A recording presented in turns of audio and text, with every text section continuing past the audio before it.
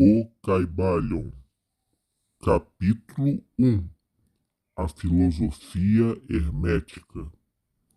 Os lábios da sabedoria estão fechados, exceto aos ouvidos do entendimento. O Caibalion.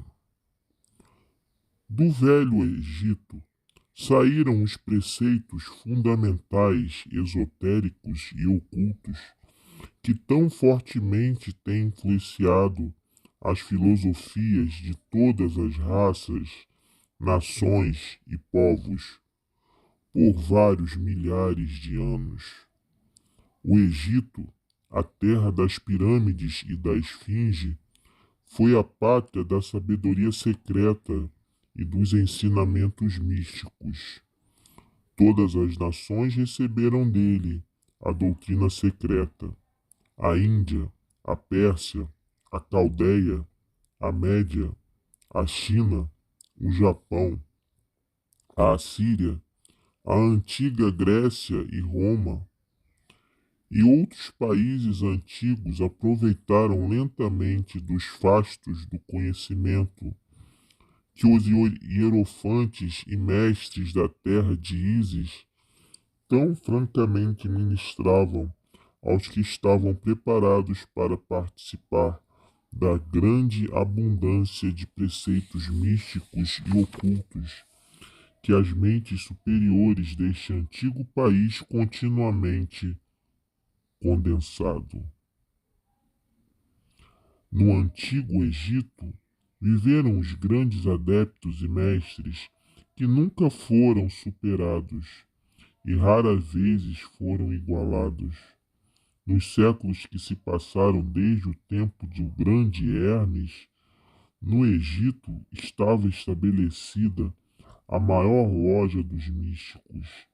Pelas portas dos seus templos entraram os neófitos que mais tarde, como hierofantes, adeptos e mestres, se espalharam por todas as partes da terra, levando consigo o precioso conhecimento que possuíam, ansiosos e desejosos de ensiná-los àqueles que estivessem preparados para recebê-lo. Todos os estudantes do oculto conhecem a dívida que têm para com os veneráveis mestres daquele antigo país. Mas entre estes grandes mestres do antigo Egito, existiu um que eles proclamaram como o mestre dos mestres. Este homem, se é que foi verdadeiramente um homem, viveu no Egito na mais remota antiguidade. Ele foi conhecido sob o nome de Hermes Trismegisto. Foi o pai da ciência oculta, o fundador da astrologia, o descobridor da alquimia. Os detalhes da sua vida se perderam devido ao imenso espaço de tempo que é de milhares de anos. E apesar de muitos países antigos disputarem entre si a honra de ter sido a sua pátria, a data da sua existência no Egito, na última encarnação neste planeta, não é conhecida agora, mas foi fixada nos primeiros tempos das mais remotas dinastias do Egito, muito antes do tempo de Moisés. As melhores autoridades consideram-no como contemporâneo de Abraão, e algumas tradições judaicas dizem claramente que Abraão adquiriu uma parte do conhecimento místico do próprio Hermes. Nota: entre as obras atribuídas a Hermes podemos citar as seguintes: a Tábua de Esmeraldas, o Poimandres, os Asclépios e a Minerva Mundi, ou Core Cosmon, todas conhecidas pelos profanos. Destas obras temos a elegante tradução francesa de Louis Menard. Supõe-se que Hermes viveu pelo ano 2700 a.C., isto é, quando o Egito estava sob o domínio dos reis pastores Iquiços e Ixu. Depois de ter passado muitos anos de sua partida deste plano de existência, a tradição afirma que viveu 300 anos. Os egípcios deificaram Hermes e fizeram dele um de seus deuses sob o nome de Tote. Anos depois, os povos da antiga Grécia o deificaram com o nome de Hermes, o deus da sabedoria. Os egípcios reverenciaram por muitos séculos a sua memória, denominando-o o mensageiro dos deuses e ajuntando-lhe como distintivo o seu antigo título Trimegistus, que significa 3 vezes grande, o grande entre os grandes. Em todos os países antigos, o nome de Hermes Trismegisto foi reverenciado, sendo esse nome considerado como sinônimo de fonte de sabedoria. Ainda em nossos dias, empregamos o termo hermético no sentido de secreto, fechado de tal maneira que nada escapa, etc. Pela razão que os discípulos de Hermes sempre observaram o princípio do segredo nos seus preceitos.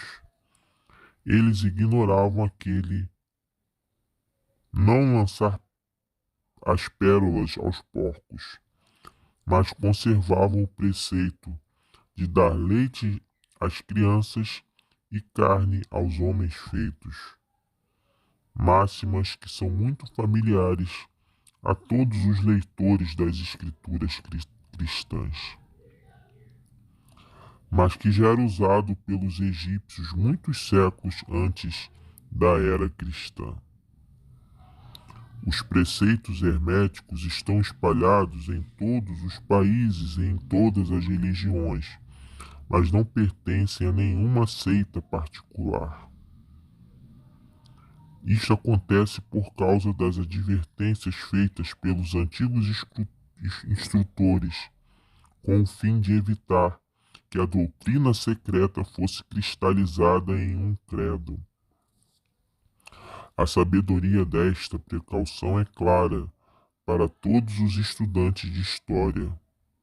O antigo ocultismo da Índia e da Pérsia degenerou-se e perdeu-se completamente, porque os seus instrutores tornaram-se padres e misturaram a teologia com a filosofia, vindo a ser, por consequência, o ocultismo da Índia e da Pérsia gradualmente perdido no meio das massas de religiões, superstições, cultos, credos e deuses. O mesmo aconteceu com a antiga Grécia e Roma, e também com os preceitos herméticos dos gnósticos e cristãos primitivos, que se perderam no tempo de Constantino e que sufocaram a filosofia com o manto da teologia, fazendo assim a igreja perder aquilo que era sua verdadeira essência e espírito, e andar às cegas durante vários séculos, antes de tomar o seu verdadeiro caminho. Porque todos os bons observadores deste 20º século dizem que a igreja está lutando para voltar a seus antigos ensinamentos místicos. Apesar de tudo isso, existiram algumas almas fiéis que se mantiveram a chama viva, alimentando-a cuidadosamente e não deixando a sua luz se extinguir. E graças a estes firmes corações e intrépidas mentes, temos ainda conosco a verdade. Mas a maior parte desta não se acha nos livros. Tem sido transmitida de mestre a discípulo, de iniciado a hierofante, dos lábios aos ouvidos. Ainda que esteja escrita em toda parte, foi propositadamente velada, em termos de alquimia e astrologia, de modo que só os que possuem a chave podem ler bem. Isto era necessário para evitar que as perseguições dos teólogos da Idade Média, que combatiam a doutrina secreta a ferro e fogo, pelourinho, forca e cruz. Ainda atualmente só encontramos alguns valiosos livros de filosofia hermética, apenas das numerosas referências feitas a ela nos vários livros escritos sobre as diversas faces do ocultismo. Contudo, a filosofia hermética é a única chave mestra que pode abrir todas as portas dos ensinamentos ocultos. Nos primeiros tempos existiu uma compilação de certas doutrinas básicas do hermetismo, transmitida de mestre a discípulo, a qual era conhecida sob o nome de Kybalion, cujo significado se perdeu durante vários séculos. Este ensinamento é, contudo, conhecido por vários homens, a quem foi transmitido dos lábios aos ouvidos desde muitos séculos. Estes preceitos nunca foram escritos ou impressos até chegarem ao nosso conhecimento. Eram simplesmente uma coleção de máximas, preceitos e axiomas, tão inteligíveis aos profanos, mas que eram prontamente entendidos pelos estudantes. E, além disso, eram depois explicados e ampliados pelos iniciados hermetistas aos seus neófitos. Estes preceitos constituem realmente os princípios básicos da arte alquímica hermética, que, contrariamente ao que geralmente se crê, baseia-se no domínio das forças mentais, em vez do domínio dos elementos materiais, na transmutação das vibrações mentais em outras, em vez de na mudança de uma espécie de metal em outra. As lendas da pedra filosofal, que transformavam qualquer metal em ouro, eram alegorias da filosofia hermética, perfeitamente entendidas por todos os estudantes do verdadeiro hermetismo. Neste livro, cuja lição é esta, convidamos os estudantes a examinar os preceitos herméticos tal como são expostos no Kybalion e explicados por nós, humildes estudantes desses preceitos, que apesar de termos o título de iniciados, somos simples estudantes aos pés de Hermes, o mestre. Nós lhe oferecemos muitos axiomas, máximas e preceitos do Kybalion, acompanhados de explicações e comentários que cremos servir para tornar os seus preceitos mais compreensíveis ao estudante moderno, principalmente porque o texto original é velado de propósito com termos obscuros. As máximas, os axiomas e preceitos originais do Kybalion são impressos em tipo diferente do tipo geral dessa nossa obra.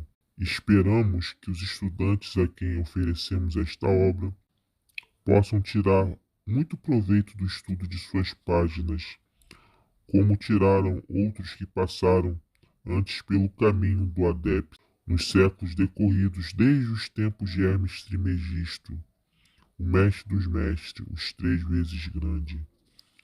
Diz o Kybalion: em qualquer lugar em que estejam os vestígios dos mestres, os ouvidos daquele que estiver preparado para receber o seu ensinamento se abrirão completamente. Quando os ouvidos dos discípulos estão preparados para ouvir, então vêm os lábios para os encher com sabedoria, de modo que, de acordo com o indicado, só dará atenção a este livro aquele que tiver uma preparação especial para receber os preceitos que ele transmite. E, reciprocamente, quando o estudante estiver preparado para receber a verdade, também este livro lhe aparecerá. Esta é a lei, o princípio hermético de causa e efeito. No seu aspecto de lei de atração, levará os ouvidos para junto dos lábios, e o livro para junto do discípulo. Assim são os átomos.